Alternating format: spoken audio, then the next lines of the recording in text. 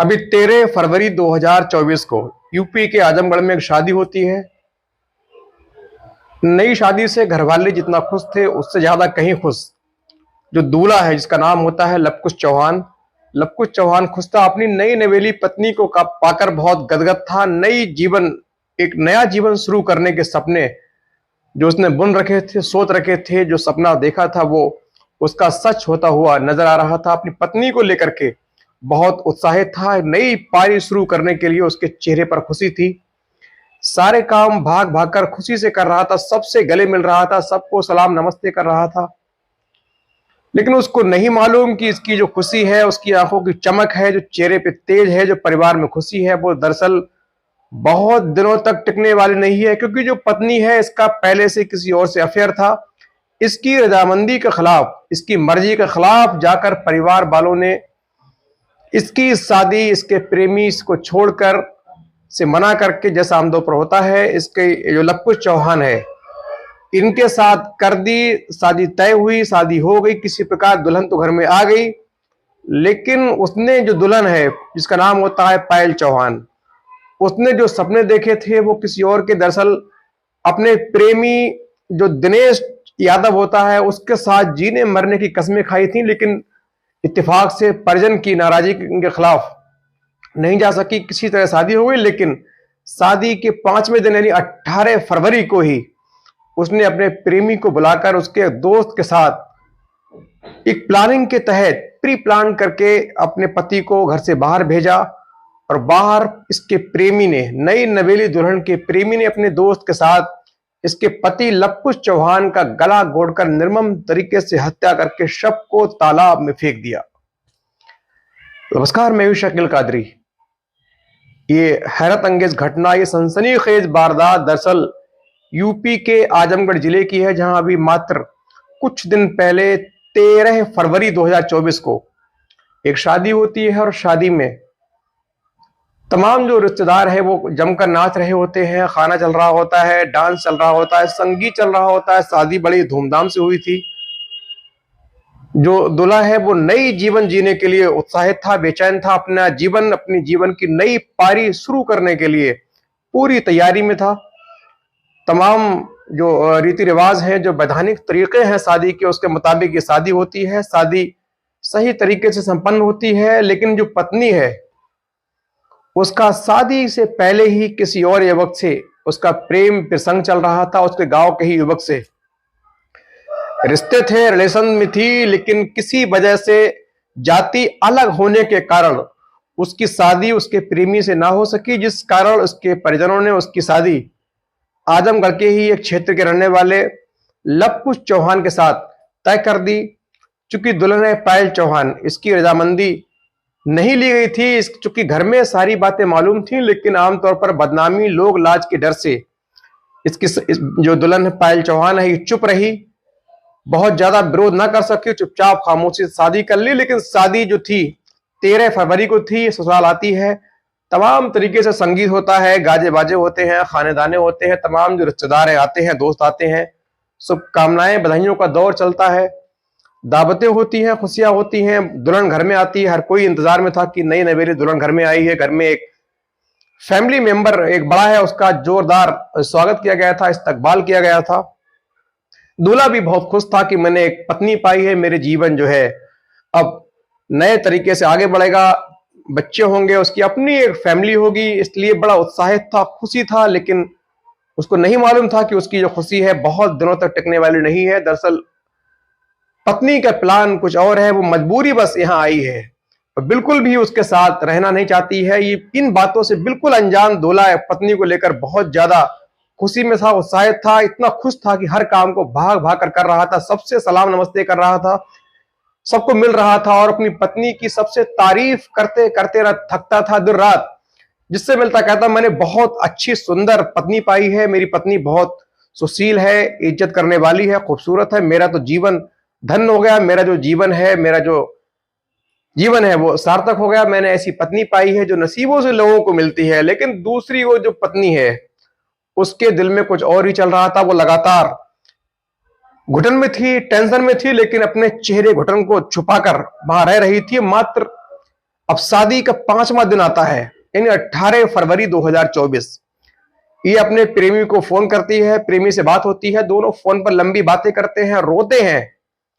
मौका निकालकर इसने चुपचाप किसी बहाने से कहीं जाकर एकांत में बैठकर उससे बातें की।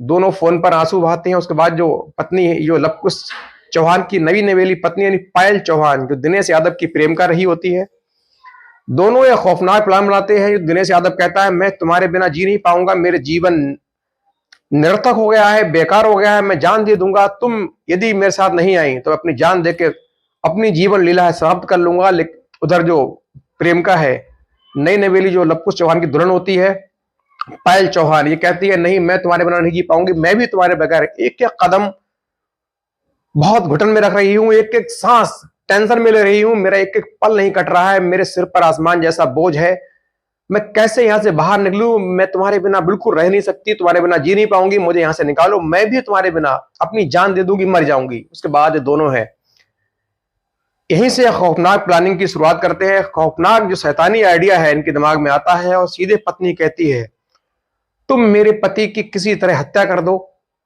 तभी मैं तुमको मिल सकती हूँ, उससे पहले तुम्हारे पास आना मेरा असंभव सा है, मुश्किल सा है, तुम किसी बहाने से मेरे पति की हत्या कर दो, मैं बता दूंगी मेरे पति की किसी ने दुश्मनी, बस नफरत से किसी की पहले दुश्मनी रही होगी, किसी ने उनकी हत्या कर दी है, लूटपाट के इरादे से हत्या दिखाकर हम लोग आराम से अपने जीवन एक साथ गुजार सकते हैं, साथ साथ रह सकते हैं, हमारा जीवन साथ गुजरेगा, हम दोनों एक दूसरे के बिना जीरो हो गए, बेकार हो गए हैं, एक एक पल कटना मुश्किल हो गया है।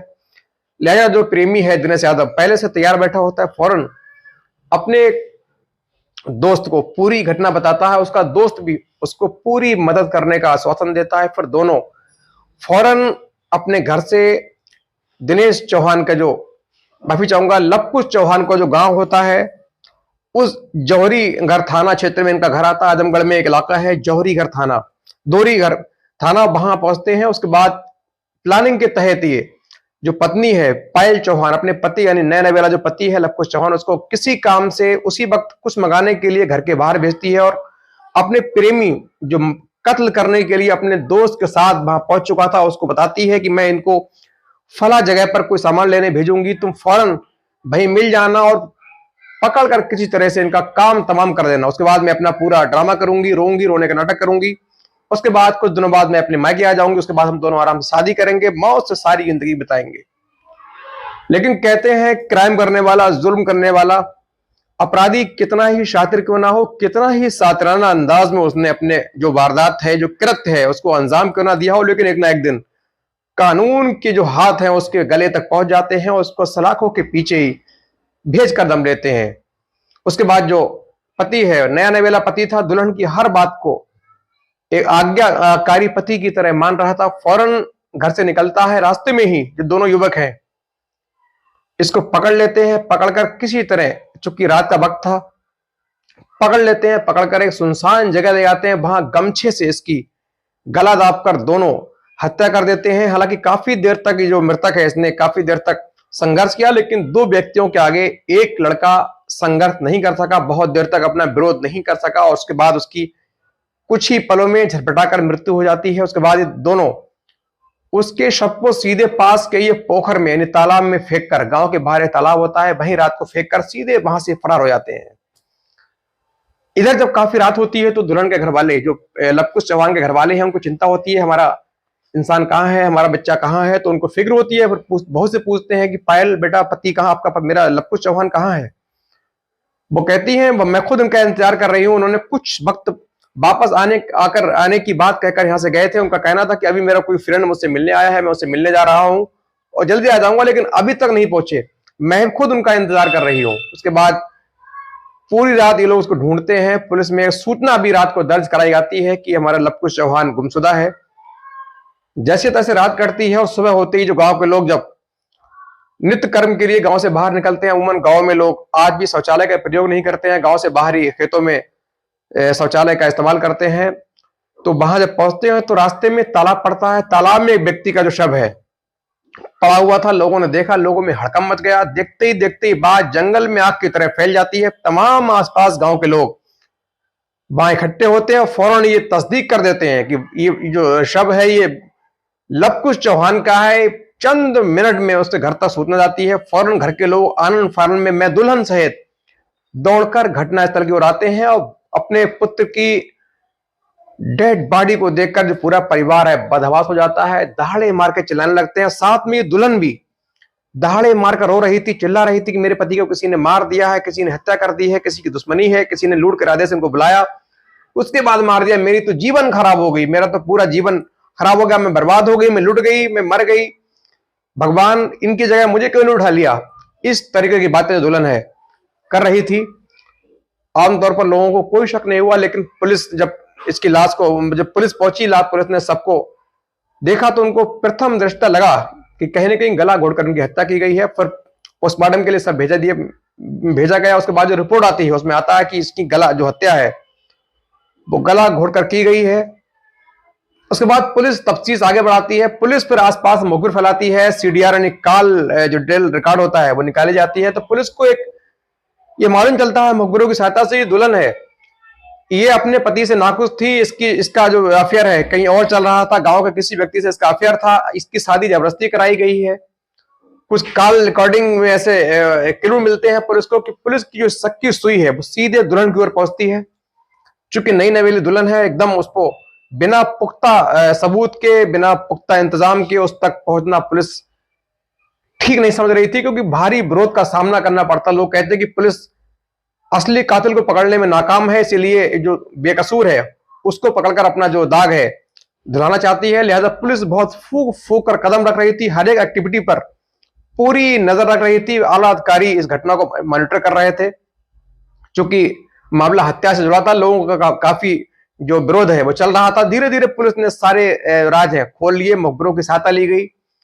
फिर पुलिस ने मजबूत सबूत के सारे सीधे दुल्हन को पूछताछ के लिए महिला पुलिस के साथ पुलिस स्टेशन बुलाया, वहां से पूछताछ की गई। और शुरुआत में हर अपराधी होता है, पुलिस को गुमराह करने की कोशिश करता है, पुलिस को गुमराह करती रही, झूठ बोलती रही, उल्टे पुलिस पर ये इल्जाम लगाती रही कि आप मेरे पति के हत्यारों को पकड़ नहीं सकते, इसलिए मुझे उलझाना चाह रहे हो। लेकिन पुलिस ने जब क्रॉस क्वेश्चन कुछ करना शुरू किए, उसके बाद जो आखिर महिला होती है, टूटना शुरू होती है। उसके बाद जो कहानी मैंने आपको बताई, पूरी कहानी बयां करती है। कहती है मुझे तो इसके साथ शादी करनी नहीं थी, मुझे ये काला पति पसंद नहीं था, मेरे घर वालों ने जबरदस्ती मेरी शादी की, मेरा जीवन तो, मेरा प्यार किसी और के साथ में है, मेरा जीवन कहीं और कटना था, लिहाजा मुझे उसके साथ जीवन जीने के लिए इसको मारना बहुत जरूरी था। बिना इसको मारे मैं उसके साथ अपने प्रेमी यानी दिनेश यादव के पास जा नहीं सकती थी। लिहाजा मैंने इसी उद्देश्य से इसको मरवाया कि कहीं ना कहीं इसको पुलिस किसी और इल्जाम में, किसी और व्यक्ति को इसके मर्डर के इल्जाम में पकड़कर अंधा कर देगी, मैं बच जाऊंगी, सीधे पहुंचूंगी अपने मायके, वहां के जाकर वहां शादी कर लूंगी। लेकिन कानून के हाथ बहुत लंबे होते हैं। कानून यदि सही से काम करे, कानून के रखवाले हैं, ईमानदारी से काम करें, तो हर कातिल, हर अपराधी, हर वारदात करने वाला बड़े आराम से पकड़ा जा सकता है। और यहां भी ऐसा ही हुआ। दुल्हन, उसके प्रेमी और उसके दोस्त को पुलिस ने संगीन मामलों में मुकदमा दर्ज करके सीधा जेल भेज दिया। और क्या कहना है इस पर दिनेश दत्त, जो दत्त मिश्रा सीओ हैं, उनका क्या कहना है? पुत्र बेचन चौहान ने थाने पर अज्ञात व्यक्तियों के विरुद्ध मुकदमा अपराध संख्या 38/24 धारा 302, 201 IPC पंजीकृत कराया, जिसका कि श्रीमान पुलिस अधीक्षक महोदय के निर्देशन में फौजी टीम, सर्विलांस टीम व थाना प्रभारी की टीम को इस घटना का सफल अनावरण के लिए लगाया गया, जिसमें कुछ ही घंटों बाद इस घटना का सफल अनावरण करते हुए 3 अभियुक्त को, जिसमें पायल चौहान मृतक की पत्नी व पायल चौहान के 2 प्रेमी, एक दिनेश यादव, दूसरा अभिषेक यादव, का नाम प्रकाश में आया। पुलिस द्वारा तत्परता से दिनेश यादव व पायल चौहान को गिरफ्तार किया गया। अभिषेक यादव